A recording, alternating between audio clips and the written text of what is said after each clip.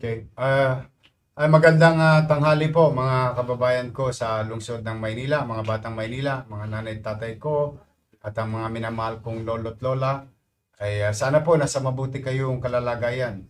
Kami po ay may update sa inyo sapagkat may isa pong concerned citizen na nakuha na ng video at for so long, tahimik po yung Arten, no?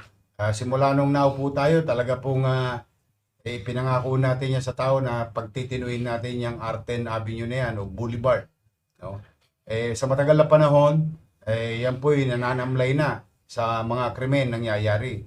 Ngunit kaninang madaling araw, meron pong isang insidente at ipinagpapasalamat ko sa malakas na loob ng isang netizen na nabidyohan.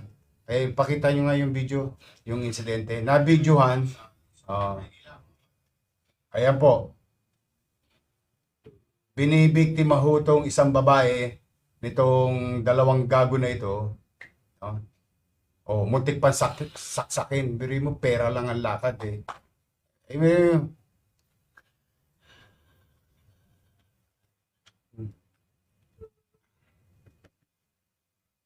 doon sa ano no sa netizen na nag-post, maraming salamat sa iyo. At dahil po diyan nandito po yung biktima no na si Patricia Lopez, yung nakita niyo nakasakay sa motor kanina. Trumang-truma pa hanggang ngayon. Nangyari po yung insidente kaninang madaling araw, alas 3 sa madaling araw. Hindi ko naman maintindihan sa mga to. Akala yata nito mga to, joke kami. Sinabi ng... Anyway, Miss Lopez, you're from Nabotas. Saan ka papunta? Moriones, sa Tondo. Ito po, yung biktima, hanggang ngayon, trauma po talaga ito. Pagpasensya mo na. Meron pa rin mga malalakas ang loob na tulongges na gusto subukin ng Maynila. But I am happy that you are safe. More than anything else. Yung pera na mawawala, gamit mawawala. Ang importante sa akin, ligtas ka. Now, bilang tugon sa pang-aabuso, pambibiktima, kay Patricia Lopez, gusto po namin i-update kayo. Ayan, pasok mo yung dalawa na yan.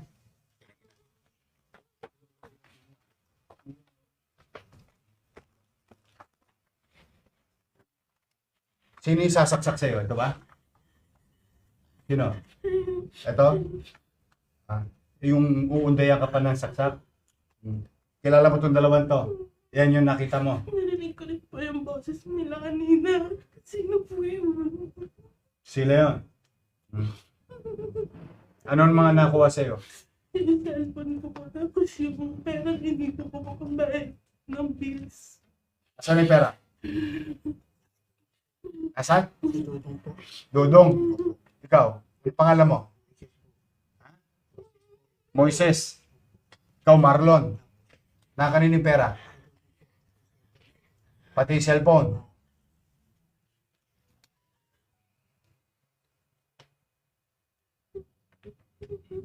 Ayun, ayun.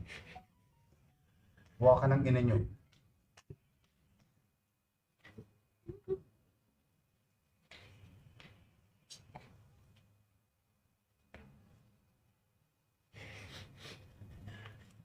Kunin yung cellphone ha. Dito na sa operatiba natin, kinuha yung mga water mo sa computer. Ba't sino si Dudong? Ha? Tang ina mo. Sinungaling kami lahat ngayon. Ha?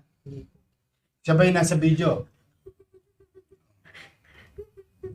So wala ka doon. Hindi ka niya kasama. Anong ginasabi mong siya talagang tumira? Putang ina nyo, sasaksakin nyo pa yung babae eh.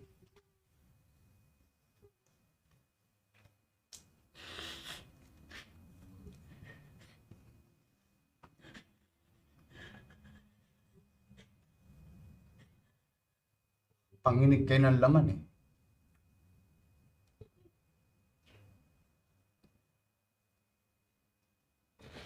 Ano si Dudong?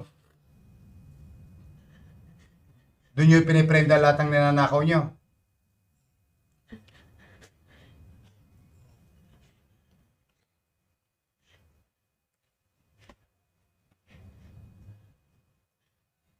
Na medical na to mga to. Kuha sa direksyon ng dito sa So anyway, muli, kami humihingi ng pasensya sa iyo na nangyari sa iyo yan dito sa Maynila. And I hope this today we brought you justice. Huwag mong patatawarin itong mga to, ha? Papailan ng complaint to. Huwag mong, hindi na to Opo, sana po. marami pang bibiktima yung katulad mo to. Trauma po eh. Ha? Yung trauma sa akin. I know, I can feel it. Ha? Pero para matagumpay kami mapapayapang Maynila, ang mga complainant dapat hindi umatras. Yes. Ha? Yes. Huwag mo patatawarin itong mga to. Marami pang bibiktima ito. Yes. I hope we brought you justice today. Thank you. Thank you so much. Thank you. Maraming salamat Station 1 at Don Bosco PCP. Ito yung mga pulis natin, operatiba natin. In less than a few hours na resolve itong kasong to. Again, ako'y taus-pusong nagpapasalamat sa ating mga netizen for being vigilant in participating also in our fight against criminalities in the city of Manila. Kayo'y malalakas ang loob na videoan itong mga tolongges na to, mga kriminal na to, at napapadali para sa amin ang gampanan ng aming tungkulin dahil sa inyo. Huwag ko kayong mag-aalala lagi. Itatago namin lagi ang pangalan ninyo. Kayo po proteksyonan namin sa mga bagay na ibinibigay nyo sa aming impormasyon. For the meantime, to the people of Manila, rest assured, bagamat tayo nasa gitna ng krisis, katulad na nasabi ko na kaninang umaga, ay habang kinakarap natin ang krisis sa lungsod, sa bansa at sa mundo, hindi po pwedeng mawala yung mga dapat gawin at responsibilidad ng pamahalang lokal sa kanyang mamamayan upang makapagbigay ng kapanatagan sa pamumuhay, paninirahan, pagdako, panaog sa lungsod ng Maynila ng anumang tao at sino mang tao. Ito po ang inyong lingkod. Sana po'y nakapagbigay kami ng some level of assurance that justice will be served always. At kami po'y hindi perpektong gobyerno. Itong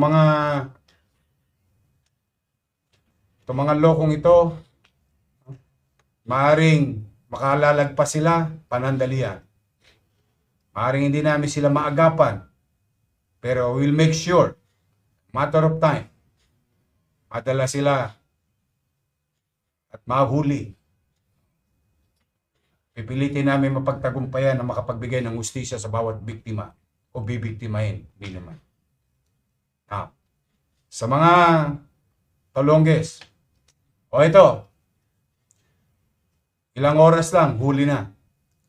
Huwag niyong subukin. Magbagong buhay na kayo. Lalo ngayon, hirap ang buhay ng tao. Tingnan niyo nangyayari sa mga biktima ninyo. Sa ating mga kababayan, hanggang dito lang po muna. Mag-iingat po kayo. Manatag kayo, may gobyerno sa Maynila. Pagpalain nawa kayo ng pong may kapal. Maraming salamat po.